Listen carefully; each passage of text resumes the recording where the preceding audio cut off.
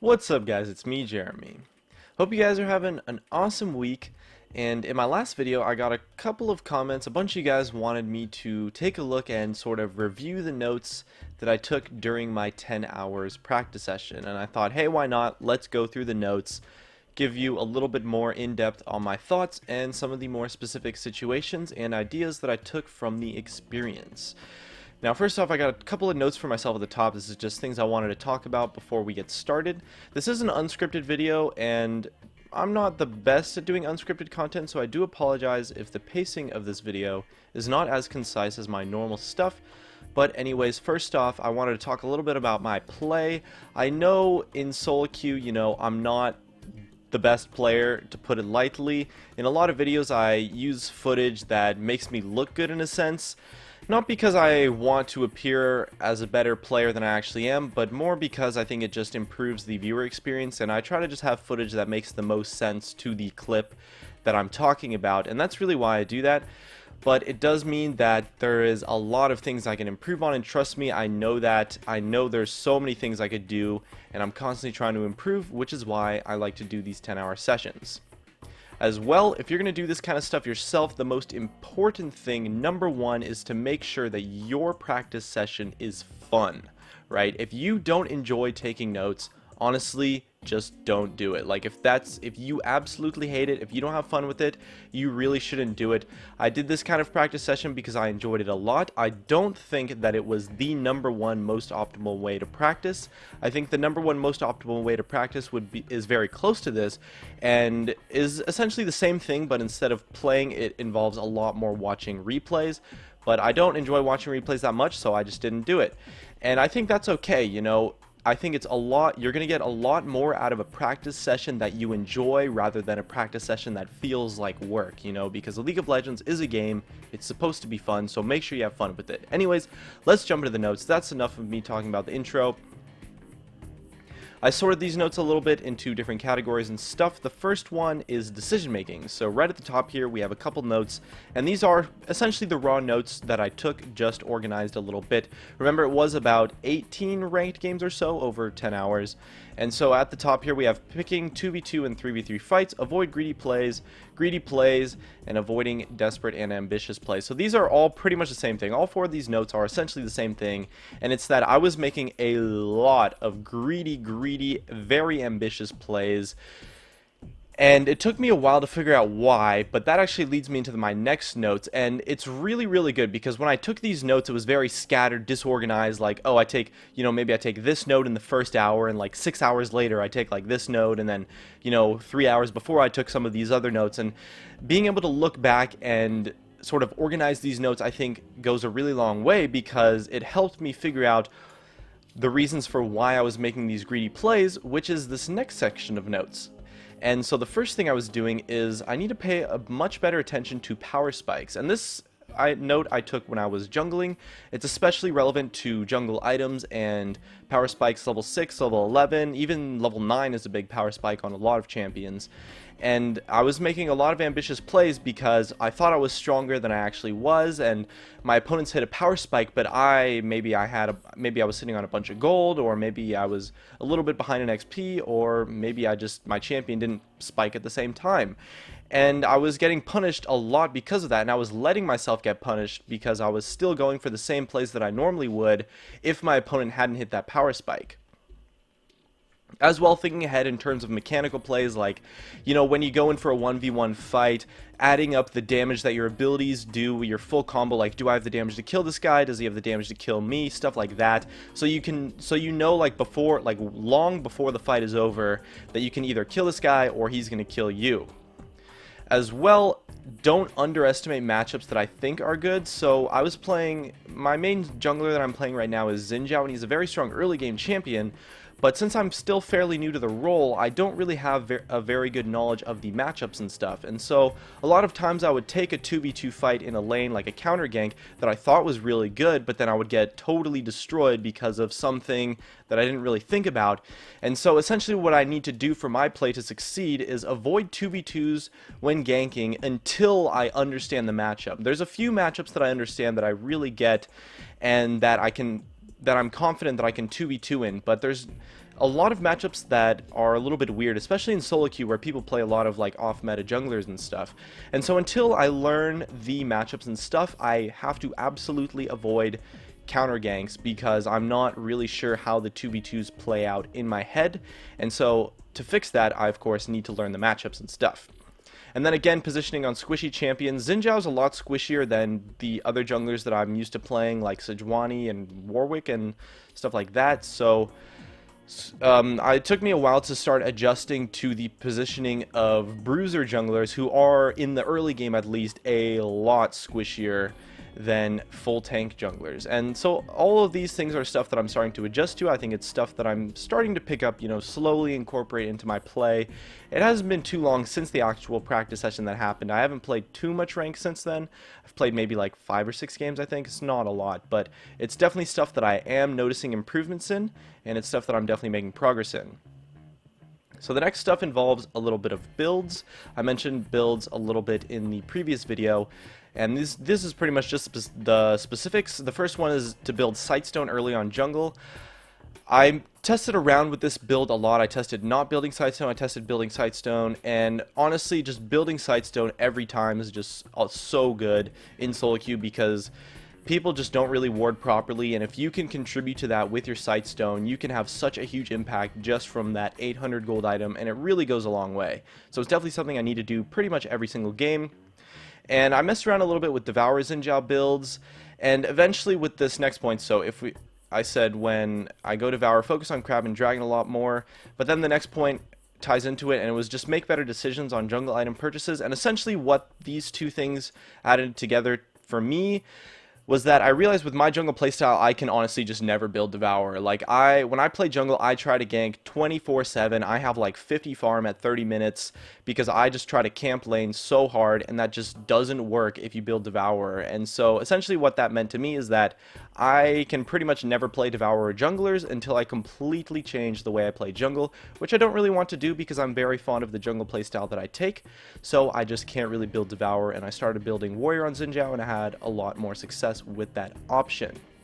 As well, during the 10-hour session, I played a game on Rek'Sai where everything just felt so wrong. I used to play Rek'Sai, like 4 months ago or so when she was released, a little bit after she was released, and I was a pretty decent Rek'Sai player, but recently in this 10-hour session I played Rek'Sai again because, I thought it'd be fun. I like to try out, I like the vision that she has and stuff like that, and just everything went wrong that you could think of. I got executed a red buff, I got invaded and died, I lost a 2v2 fight, I fed like 2 other lanes. It was like the worst game I ever played. And so essentially what happened was, like, I literally had no idea what I was doing, and so I had the option to either completely relearn Rek'Sai from scratch or take her out of my champion pool, and this made me decide that I'm pretty much just never going to play Rek'Sai again until I can relearn the way that she works.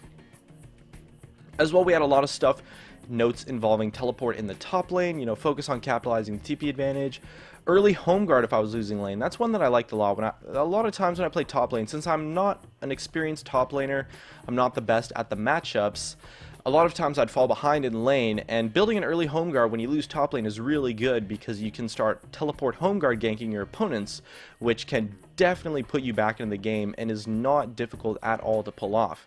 And so it's just TP mid, TP more, gank more, look for TPs more often. But I also took a note that I thought was very interesting, which completely contradicts the previous 4 notes right here, and that was to leave lane less in the top lane. And that was something that has struck me as very interesting because I really didn't expect that I would have notes that totally contradicted each other. But the thing is, like, it really gets you thinking that it's a lot more than just, you can't really, like, it's a lot more difficult to apply these notes to your actual gameplay than it is to just, like, look at the notes on paper and say, okay, I'm just going to do that, because things are very situational. Sometimes you should have just stayed top lane, and so it's really good to just get into the mindset of constantly thinking about what you should be doing next and what you need to be doing and how to manage your resources and making plays and stuff like that. And so it was very interesting that I had these contradicting notes. I think it was a game where I just tried to gank mid. And so really what this means to me is that the ganks that I choose to take have to be a lot more realistic, I think, in the fact that they have to have a reasonably high chance of success. Like, a lot of times I would push out the top lane. I wouldn't push out for any good reason. I would just push out and go mid, say, hey, you know, I don't have anything to do right now, so let's walk mid. And realistically, like, there was like 0% chance of that gank happening because the mid lane's pushed in and I can't even do anything. And so what that means is that I shouldn't have pushed out the top lane in the first place, rather than actually, like, the mistake was not to roam mid, the mistake was to push out top lane in the first place. And so it's a lot of like small things like that that I have to get used to when playing top lane, because I'm not an experienced top lane player at all by any means.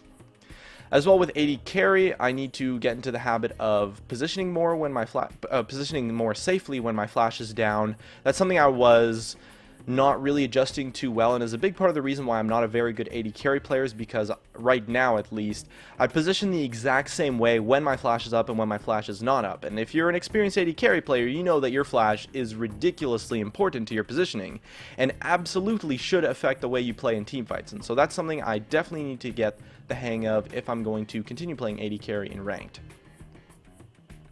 As well as just a champion specific one, when I was playing Vi, a lot of my initiations were either, I want to say too ambitious, but in actuality they weren't ambitious enough. Like, I would try to look for the absolute perfect initiation, when in reality it's like, I honestly should have just went in and just ult somebody and just to set up the front line. Because when you play like a tank champion, when you start a fight, you set up really good positioning for your back line, because you set the dive and your opponent's backline has to fix their positioning and they have zero chance of getting to your backline.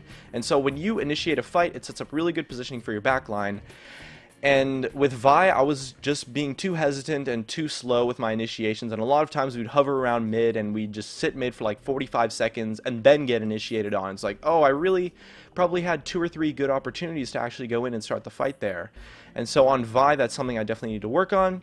And as well, this is one that I think I've actually gotten pretty good at reasonably fast, and that's, you know, just start, like, when you're just clearing your jungle, you just, in your head, just be thinking about, okay, what's going to happen if I get invaded right here? What am I going to do? Like, just have that in the back of your mind, because in solo queue, a lot of players will like to do a very cheesy, like, early invade. A lot of Lee Sin players especially do this, where they take their first buff and then they invade you at your red or something like that, and if you're ready for it, it's very, very easy to prevent. So it's good to just be thinking about that when you're clearing your own jungle, especially in the early clears too, when invades are a lot more likely. And so those were all the notes that I took on decision making. There's a little bit of stuff on mechanics here. On Sejuani, I know I get a lot of comments about this one. I just totally waste my Q. I just flub the ability completely. I waste it, and so I really need to improve on that. Just get into the habit of making sure I slow roll. You want to walk into lane, apply your slow, and then when they either flash or use the gap closers, then you can use your Q to catch up to them. It's a lot better mechanically, and makes your ganks a lot higher chance of succeeding.